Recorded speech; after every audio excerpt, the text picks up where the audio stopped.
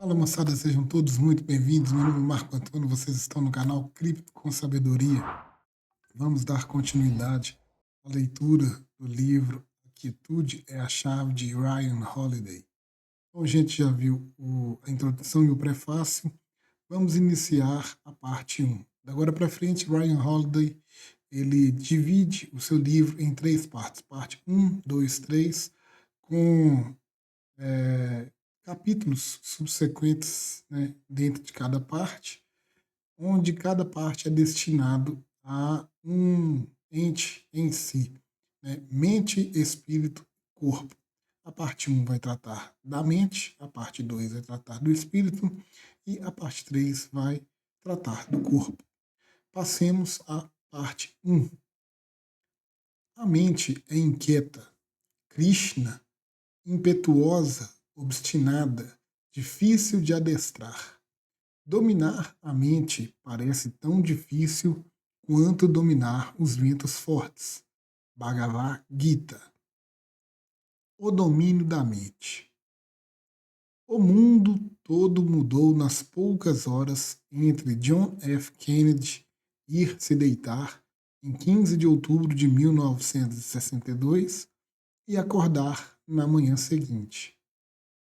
Porque, enquanto o presidente dormia, a CIA identificou a construção em andamento para instalações soviéticas de mísseis nucleares de médio e longo alcance na ilha de Cuba, a apenas 145 quilômetros do litoral americano. Como Kennedy diria a um atordoado público americano dias depois: cada um desses mísseis é capaz de atingir Washington DC, o Canal do Panamá, o Cabo Canaveral, a Cidade do México ou qualquer outra cidade na parte sudeste dos Estados Unidos, na América Central ou no Caribe. Quando Kennedy recebeu seu primeiro relatório sobre o que conhecemos hoje como a crise dos mísseis de Cuba, ou simplesmente como os 13 dias, o presidente só pôde considerar os aterradores riscos.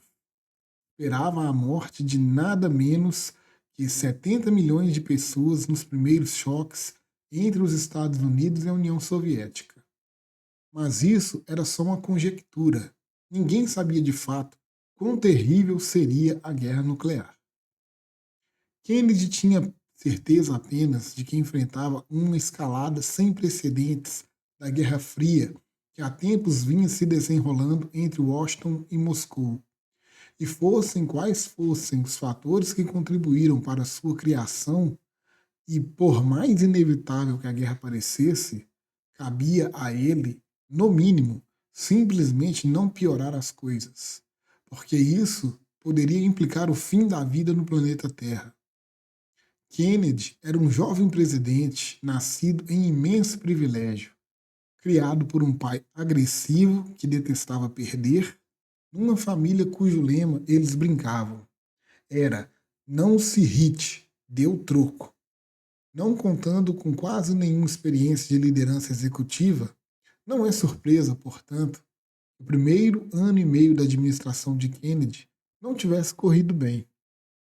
Em abril de 1961, Kennedy tinha tentado e fracassado de maneira vergonhosa invadir Cuba e derrubar Fidel Castro na Baía dos Porcos. Alguns meses depois, ele foi diplomaticamente subjugado pelo premier soviético Nikita Khrushchev, numa série de encontros em Viena. Kennedy qualificaria isso de a coisa mais difícil pela qual já passei. Percebendo a fraqueza política de seu adversário e provavelmente ciente da fragilidade física que ele suportava em consequência da doença de Addison e lesões sofridas nas costas durante a Segunda Guerra Mundial, Khrushchev mentiu repetidas vezes para Kennedy sobre a presença de quaisquer armas em Cuba, insistindo que as instalações seriam unicamente para fins de defesa.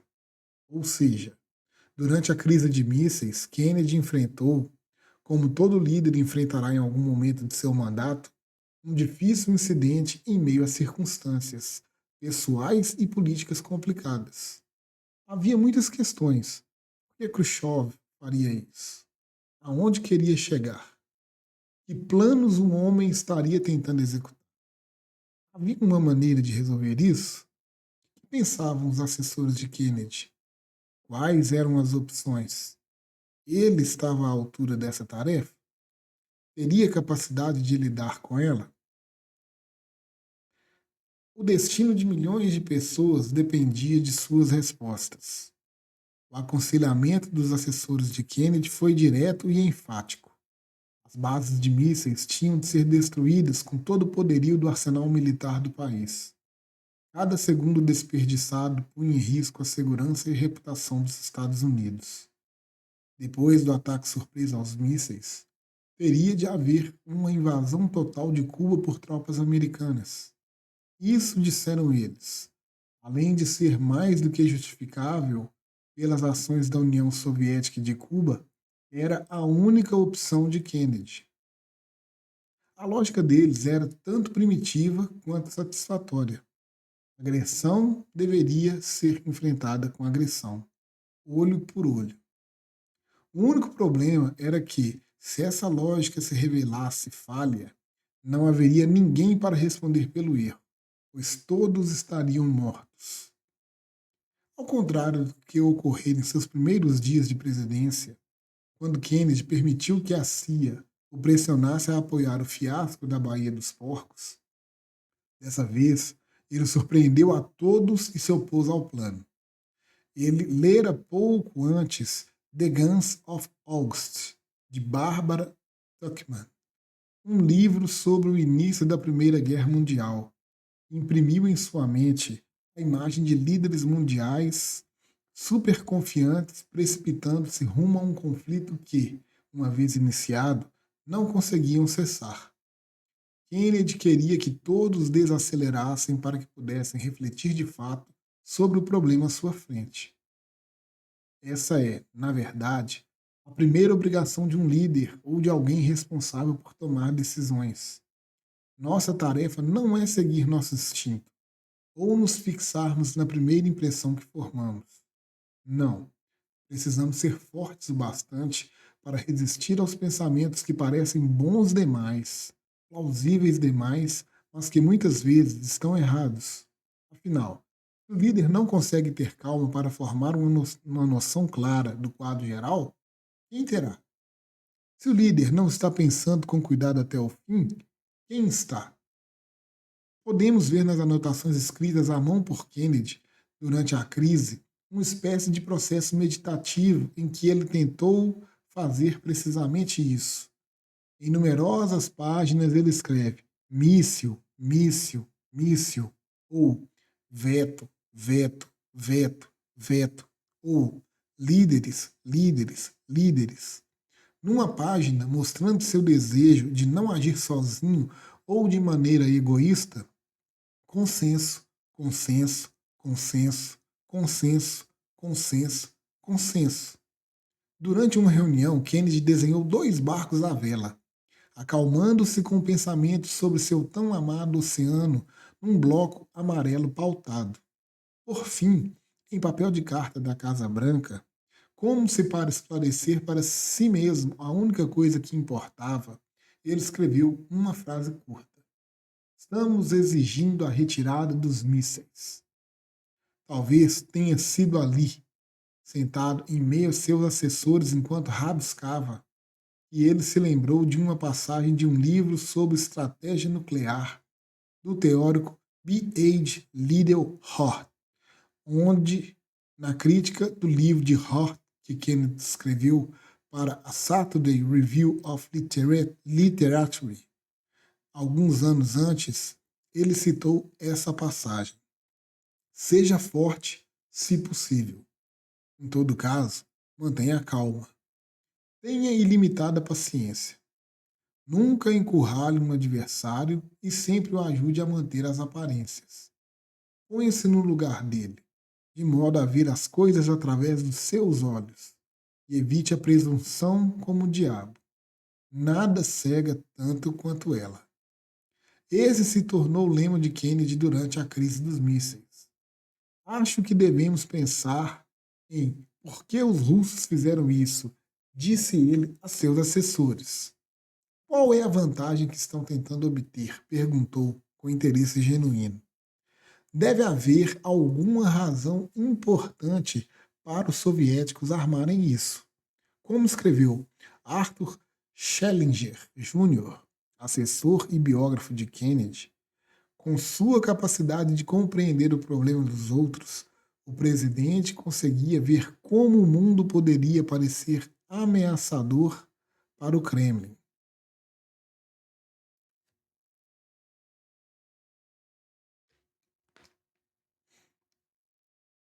Essa percepção o ajudaria a responder adequadamente à provocação inesperada e perigosa dos soviéticos e lhe permitiria intuir como eles reagiriam.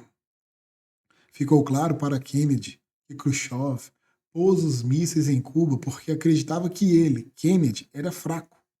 Mas isso não significava que os russos achassem que a posição deles próprios era particularmente forte. Apenas uma nação desesperada correria semelhante risco, compreendeu Kennedy. Armado com esse entendimento, que foi fruto de longas discussões com sua equipe, chamada XCOM, ele começou a formular um plano de ação. Claramente, um ataque militar era a mais irreversível de todas as opções. Tampouco era provável, segundo seus assessores, que fosse 100% eficaz. Kennedy se perguntou: o que aconteceria depois disso? Quantos soldados morreriam numa invasão? Como o mundo reagiria a um país maior invadindo outro menor, ainda que fosse para deter uma ameaça nuclear? O que os russos fariam para manter as aparências ou proteger seus soldados na ilha? Essas questões direcionaram Kennedy para um bloqueio de Cuba. Cerca de metade de seus assessores foi contrária a essa jogada menos agressiva, mas ele a preferiu, precisamente porque preservava suas opções. O bloqueio também incorporava a sabedoria de uma das expressões favoritas de Kennedy. Ele usava o tempo como uma ferramenta.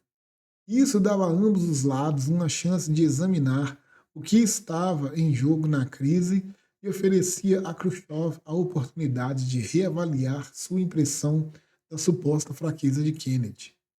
Mais tarde, alguns atacariam Kennedy também por essa escolha. Por que desafiar a Rússia? Por que os mísseis eram tão importantes? Os Estados Unidos não tinham muitos dos seus mísseis apontados para os soviéticos? Kennedy não era insensível a esse argumento, mas, como explicou ao público americano em seu discurso de 22 de outubro, não era possível simplesmente se submeter. Os anos de 1930 nos ensinaram uma clara lição.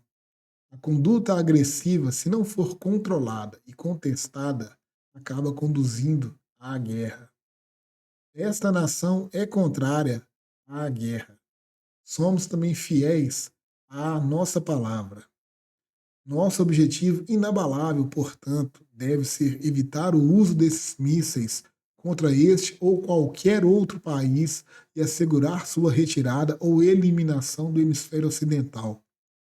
Não nos exporemos prematura ou desnecessariamente ao risco de uma guerra nuclear mundial, em que mesmo os frutos da vitória seriam cinzas em nossa boca.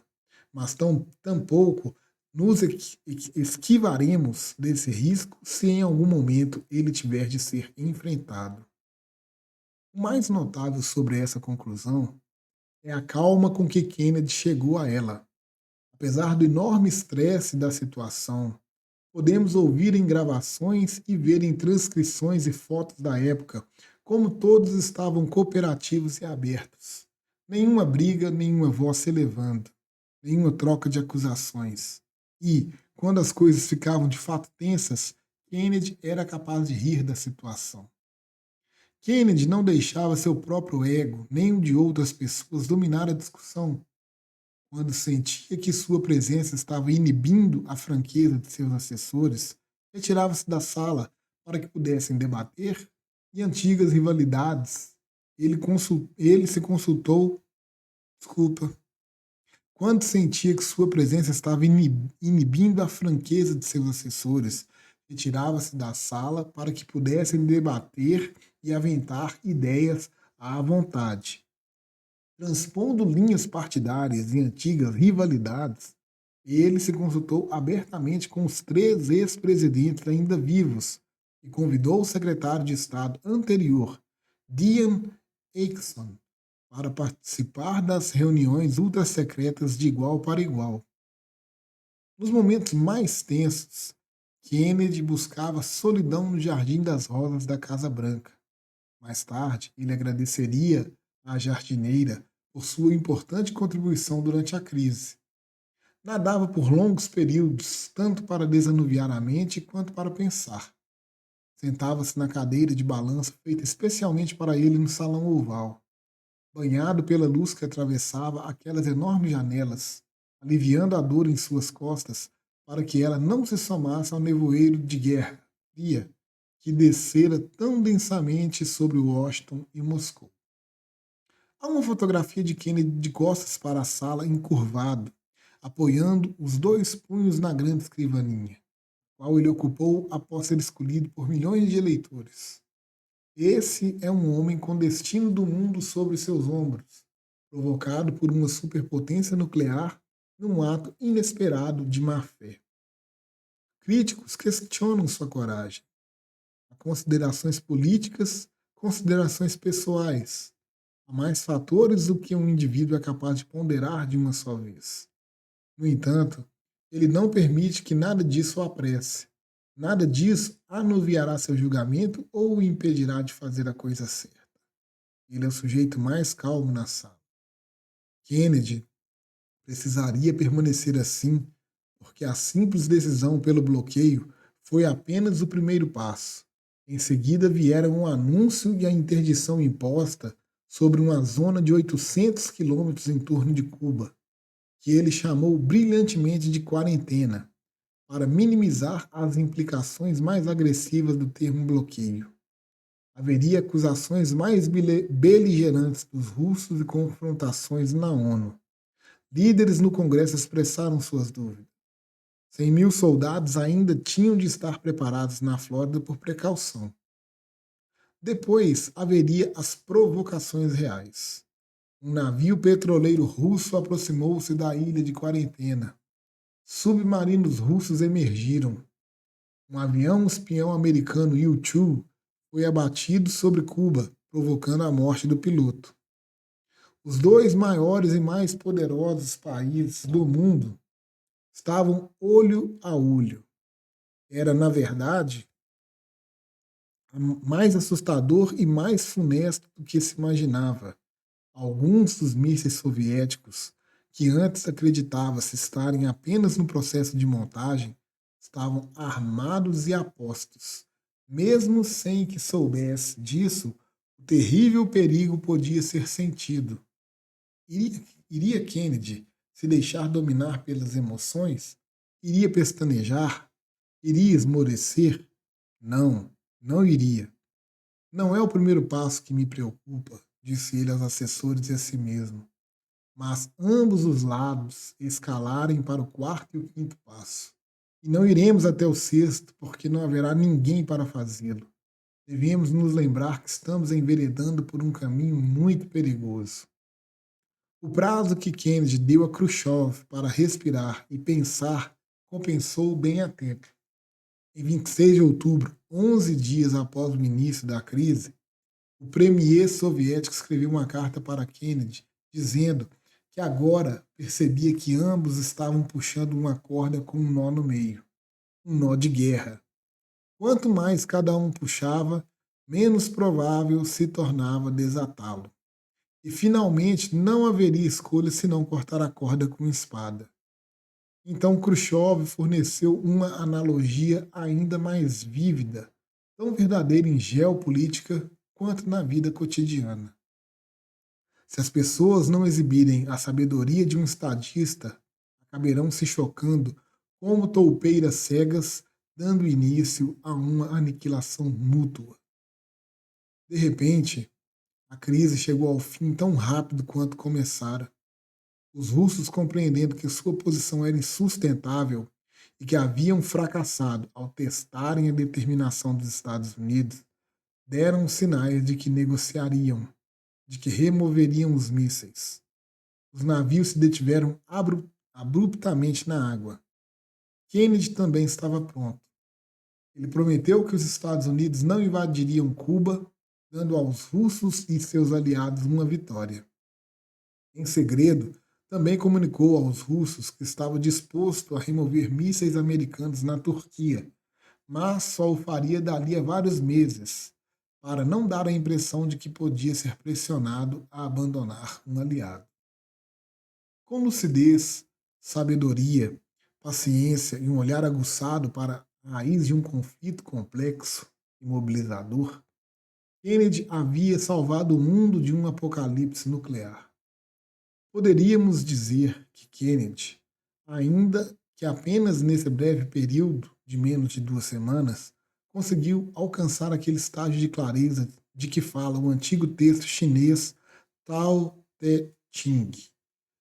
Enquanto encarava a aniquilação nuclear, ele estava cauteloso como aquele que atravessa um riacho congelado, alerta como um guerreiro em território inimigo, gentil como um visitante, fluido como o gelo ao derreter, transformável como um pedaço de madeira, acolhedor como um vale, claro como um copo d'água. Os taoístas diriam que ele tinha acalmado a água enlameada em sua mente até ser capaz de ver através dela.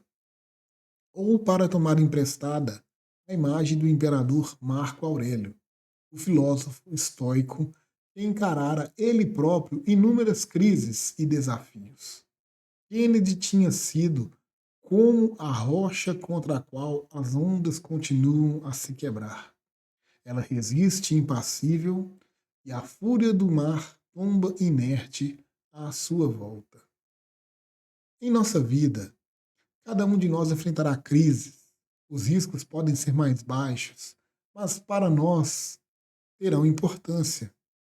Um negócio à beira do colapso, um divórcio amargo, uma decisão sobre o futuro de nossa carreira, um momento em que todo o jogo depende de nós. Essas situações farão apelo a todos os nossos recursos mentais. Uma resposta emocional e reativa, uma resposta irrefletida, imatura, não será suficiente. Não se quisermos fazer as coisas direito, não se quisermos ter nosso melhor desempenho. Precisaremos então daquela mesma quietude de que Kennedy fez uso. Sua calma, sua abertura de espírito, sua empatia, sua clareza quanto ao que realmente importava. Nessas situações, devemos estar plenamente presentes, esvaziar nossa mente de ideias preconcebidas, dar-nos tempo, sentar em silêncio e refletir, rejeitar a distração, pesar os conselhos e o que dizem nossas convicções, deliberar sem ficar paralisados. Devemos cultivar a quietude mental para ter sucesso na vida e para conseguir contornar as muitas crises que ela joga no nosso caminho. Não será fácil, mas é essencial. Pelo resto de sua curta vida, Kennedy temeu que as pessoas extraíssem as lições erradas de suas ações durante a crise dos mísseis. Não foi uma questão de usar a superioridade bélica como ameaça aos soviéticos até que recuassem. Em vez disso, uma liderança calma e racional havia prevalecido sobre vozes mais temerárias e imprudentes. A crise foi resolvida graças a seu domínio sobre o próprio pensamento e sobre o pensamento daqueles que trabalhavam para ele. E seria a esses traços que os Estados Unidos precisariam recorrer muitas vezes nos anos vindouros. A lição não era sobre força, mas sobre o poder da paciência, alternando confiança e humildade, previsão e presença, empatia e convicção resoluta, moderação e firmeza, e reclusão tranquila combinada à deliberação prudente. O mundo não seria melhor com mais desses comportamentos? Sua própria vida não seria melhor? Kennedy, como Lincoln, não nasceu com essa quietude. Ele foi um encrenqueiro e insolente no ensino médio, um diletante na maior parte de sua vida acadêmica e até como senador. Tinha seus demônios e cometeu muitos erros. Mas, com esforço, do qual você também é capaz, ele superou essas deficiências e desenvolveu a equanimidade que lhe serviu tão bem durante aqueles 13 dias aterrorizantes. Foi um esforço em apenas algumas poucas categorias que quase todo mundo negligencia. E é para isso que vamos voltar nosso foco agora, para o controle do que chamaremos nesta sessão de o domínio da mente, porque tudo o que fazemos depende de uma compreensão correta disso. Então, esse foi o vídeo de hoje, a leitura desse trecho. Voltaremos, em breve com mais um vídeo dando sequência a esta estupenda ódia, essa estupenda obra de Ryan Holiday. A quietude é a chave. Então, um grande abraço a todos. Peço aí que aqueles que não são inscritos no canal façam sua inscrição, deixe o seu like, curta, compartilhe e comente, para que possamos alcançar o maior número de pessoas e nos dê o feedback que vocês acham, que vocês estão gostando dessa série de leitura do livro, A Quietude é a Chave, e em breve estaremos de volta.